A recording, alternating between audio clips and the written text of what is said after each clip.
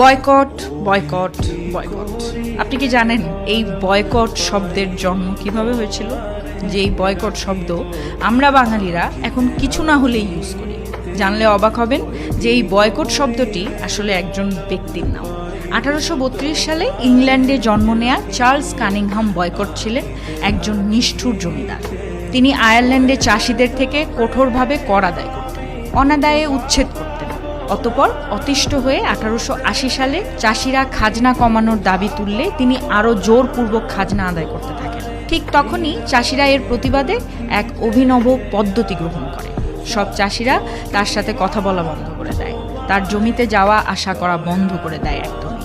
এমনকি তার যে বার্তাবাহক বা চিঠি আদান প্রদান করত, সেও তার চিঠি আদান প্রদান বন্ধ করে দেয়। এমত অবস্থায় জমির ফসল পেকে নষ্ট হবার উপক্রম, কিন্তু ফসল কাটার জন্য কাউকেই পাচ্ছিলেন না। তাই অনেক কষ্টে আয়ারল্যান্ডের শহরে খবর দেয়া হয় লোক পাঠানোর জন্য। অবশেষে লোক আসে এবং 350 পাউন্ডের কাজ 10,000 পাউন্ডে করাতে হয়। অবশেষে জমিদারের হয়ে যায় চরম লোকসান। ইতিমধ্যে সারা ইংল্যান্ডে আয়ারল্যান্ডের বয়কটের কর্মকাণ্ড এতটাই ছড়িয়ে যায় যে ইংল্যান্ড ও ইউরোপের সংবাদপত্রে বয়কট শব্দটি জনপ্রিয় হয়ে ওঠে, যা এ যুগের ভাইরাল হওয়ার মতো। সে সময় থেকেই কেউ কোনো কিছু প্রত্যাখ্যান করলেই চার্লস কানিংহাম বয়কটের নাম চলে আসে। অবশেষে 1888 সালে বয়কট শব্দটি অক্সফোর্ড ডিকশনারিতে অন্তর্ভুক্ত হয়। আজও সেখানে অন্যায় হয় এবং সেখানে বয়কট আন্দোলনও চলে।